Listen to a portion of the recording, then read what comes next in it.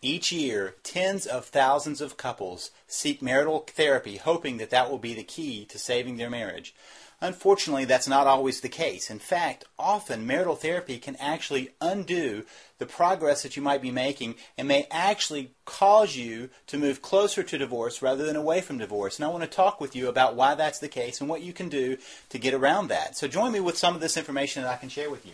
So we want to talk about why marriage therapy can be dangerous to your marriage and what the experts really don't want you to know. Each year, tens of thousands of couples seek marriage counseling hoping to save their marriages, and most will find it unhelpful, some will find it hurtful, and few will benefit. Half will still divorce. These are the statistics about marriage therapy that you may not have heard about. Of the couples attending therapy, half will end up divorced, which means they're no different than the general population, where about 50% of marriages end in divorce. So even those attending therapy have the same statistics. In fact, 75% of people who go to marital therapy say they have no measurable change in their relationship, and only 10 to 15% will report any positive change.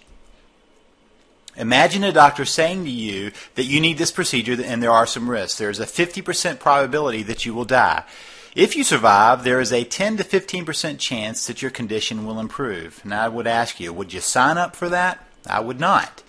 Here's the problem. This is why this is the issue. Most marriage therapists are actually trained in individual therapy models. They say they're marriage therapists, but they've actually been trained in all their training as individual therapists.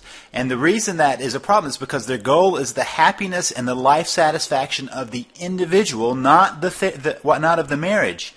Many don't even have any training in marital therapy. It just happened that they had some couples who came to see them and they marketed themselves as marital therapists. There's no requirement for someone who says they're a marriage therapist to actually have training in marital therapy. And most want to be helpful, but they don't know how. This is not that they're out to be malicious, they just don't know what to do. Now, those that are trained in marital therapy work from the standpoint that the problem is communication. This is an age-old part of training as marital therapists. It's about communication because we're still working kind of from an individual model. Now we've added another person, so the issue must be about the communication between the two.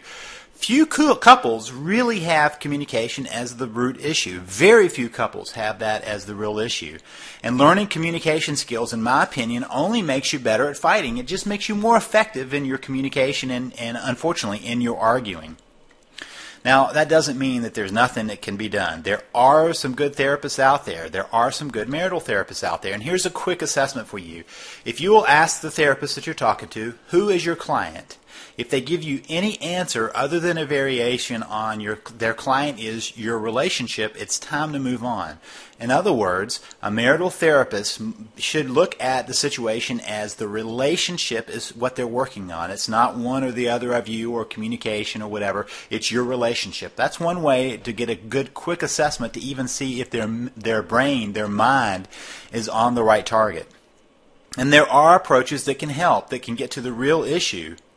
Now, the real issue is that perceptions of each other that are built on years of hurts and pains. In other words, we misperceive each other. And in fact, I have the theory that we co-create how we view each other and co-create how we live with each other. And that's the real issue.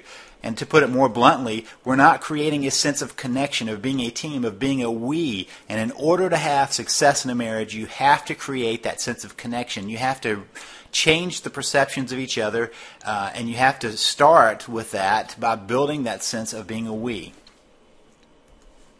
And there are alternatives, and there are alternatives that don't make your spouse defensive and resistant. I've had people say, oh, my spouse won't go to therapy, and so it's all lost. And sometimes I think the real problem is trying to get a spouse who doesn't want to go to therapy dragged in a therapy office because they become defensive and they become resistant and they really dig their heels in and they don't make any change.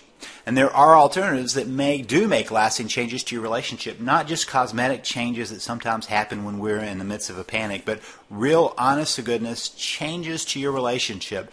And these are alternatives that can save your marriage. If you're interested in this, I want you to do right now is just keep reading. Keep reading the material that's below so that you can understand ways that you can save your marriage, and you can save your marriage starting right now.